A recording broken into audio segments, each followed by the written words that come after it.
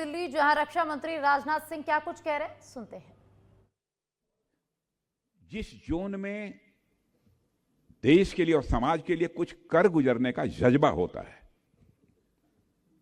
साथियों, सुबह उठकर पीटी करना, भूख प्यास में भी टीम के साथ खड़े रहना, यह सब आपसे और आपके कंफर्ट जोन पर अटैक करवाता है। और हर बार जब आप इसे झेल लेते हैं तब आप मानसिक रूप से, मैं मानता हूं कि अपेक्षाकृत कंपैरेटिवली आप मजबूत होते हैं।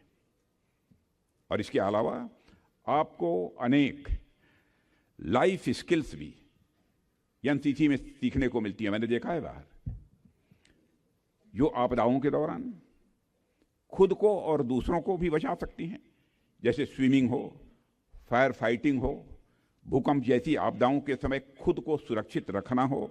ऐसे तमाम अनफॉर्चुनेट इंसिडेंट्स के दौरान जो स्किल्स आपकी हेल्प कर सकती हैं, एनसीसी आपको वह सारे स्किल्स भी सिखाती है।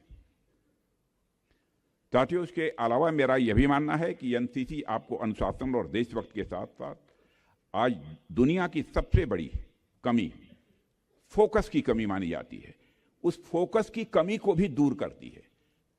कंसंट्रेशन की जो कमी है, बहुत सारी चीजें टेलीविजन के पर्दे पर इधर उधर देखने के कारण जो कंसंट्रेशन डाइवर्ट होता है, वह भी बनाने का काम ये एनसीसी करती है। आप देखिए कि आज हम एक ऐसे दौर में से जी रहे हैं जहां लोगों का अटेंशन स्पैन लगातार कम होता जा रहा है। अटेंशन स्पैन लगातार कम होता जा रहा है, यानी आज के समय में हर किसी को सब कुछ तुरंत चाहिए, चाहे जैसे भी हो। सब कुछ आज आपके मोबाइल पर तुरंत उपलब्ध है। ज्ञान भी तुरंत चाहिए, मनोरंजन भी तुरंत चाहिए, और परिणाम भी, यानी रिजल्ट भी तुरंत चाहिए। लेकिन यही जो हैबिट, यही आदत आगे चलकर मैं मानता हूं कि मनुष्य के जीवन में बहुत बड़ा खतरा बन जाती है। क्योंकि जीवन की बड़ी लड़ाइयां, देश की बड़ी जिम्मेदारियां और चरित्र का निर्माण, ये सब इंस्टेंट नहीं होते हैं।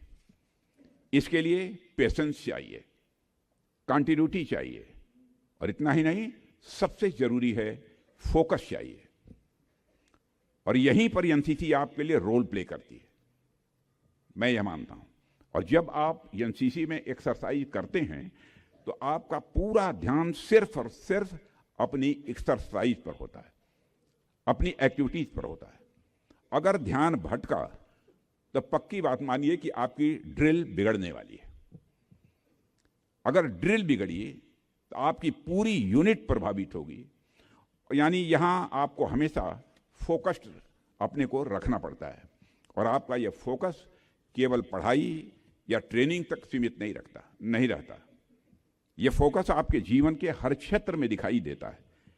जो भी एनसीसी के बच्चे होते हैं, आप में से कई कैडेट्स, मैं मानता हूं कि भविष्य में आर्म्ड फोर्सेज में जाएंगे। कई cadets doctor, engineer, teacher, scientist, administrator या फिर पॉलिटिशियन भी बनेंगे। लेकिन आप जहां भी जाएंगे, आप इतना समझ लीजिए कि एनसीसी ने आपको फोकस दिया है। आपके अंदर जो गुण विकसित किए हैं वह हर क्षेत्र में आपको काम आएंगे। मैं अपने व्यक्तिगत जीवन के अनुभव के आधार पर आपको बतला रहा हूं। साथियों, आप सभी जिस एनसीसी के साथ यहां पर जुड़े हैं, इसका इतिहास बहुत ही लंबा है, बहुत व्यापक है। एनसीसी से ट्रेन अनेक लोगों ने देश के विकास में बहुत बड़ा योगदान दिया है। परमवीर चक्र विजेता मनोज पांडे, हमारे लखनऊ के रहने वाले, से लेकर कैप्टन विक्रम बत्रा तक सभी एनसीसी कैडेट्स रहे हैं। आप लोगों को शायद पता होगा हमारे प्रधानमंत्री भी एनसीसी कैडेट्स हैं, और आपका यह रक्षा मंत्री भी एनसीसी कैडेट रहा है। और भी कई लोगों ने एनसीसी से निकलकर देश के अलग अलग क्षेत्रों में आज वो अपनी महत्वपूर्ण भूमिका का निर्वाह कर रहे हैं। मुझे याद आता है कि 1965 और 1971 के वार में NCC cadets second line of defence के रूप में तैनात रहे। आज भी जब जरूरत पड़ती है तो एनसीसी के बच्चों को याद किया जाता है। आप सोचिए कि हर सेक्टर में एनसीसी की कितनी महत्वपूर्ण भूमिका है। मैं आप सभी बच्चों से एक बात और कहना चाहूंगा कि जो इसी सेकंड लाइन ऑफ डिफेंस से जुड़ी हुई है।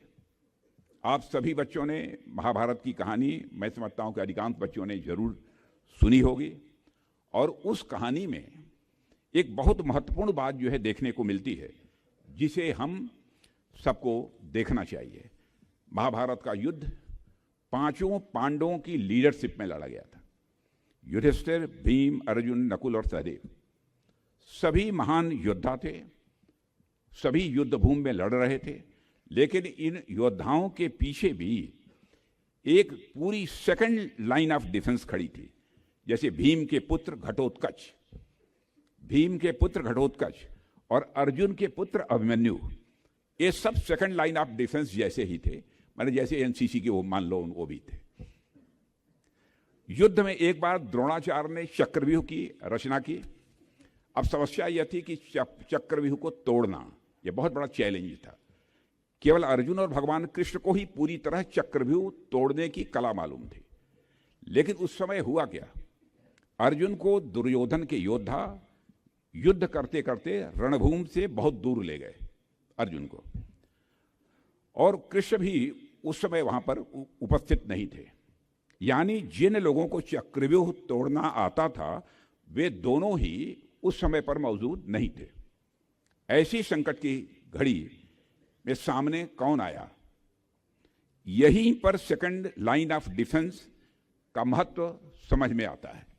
उस समय आगे बढ़कर चक्रव्यूह में प्रवेश करने का साहस किसने दिखाया? अभिमन्यु ने दिखाया। उसे चक्रव्यूह में प्रवेश करना आता था, लेकिन दुर्भाग्य से अभिमन्यु को बाहर निकलने की कला नहीं मालूम थी, इसका ज्ञान उनको नहीं था। फिर भी उन्होंने देश और धर्म की रक्षा के लिए अपना कदम आगे बढ़ाया। और अगर उस दिन अभिमन्यु चक्रव्यूह में प्रवेश न करते तो द्रोणाचार्य युधिष्ठिर को कैद कर लेते और महाभारत का युद्ध उसी दिन समाप्त हो जाता। इसका मतलब कि अभिमन्यु यानी आप सब, यानी सेकंड लाइन ऑफ डिफेंस का वह प्रयास पूरे युद्ध की दिशा बदल देने का निर्णय था अपने में, मैं ऐसा मानता हूं। अब यहां मैं एक बहुत महत्वपूर्ण बात समझाने मैं समझता हूं समझने की है कि आज के समय में आप लोग और खासकर आप सभी एनसीसी कैडेट इस देश के वही सेकंड लाइन ऑफ डिफेंस है। और आज की दुनिया अपने आप में एक नई महाभारत है। इतनी अनसर्टेनिटीज, इतनी तरह तरह की समस्याएं, मैं मानता हूं अपने आप में किसी महाभारत से यह कम नहीं है। और इस नए महाभारत में आप लोग ही नए अभिमन्यु हैं।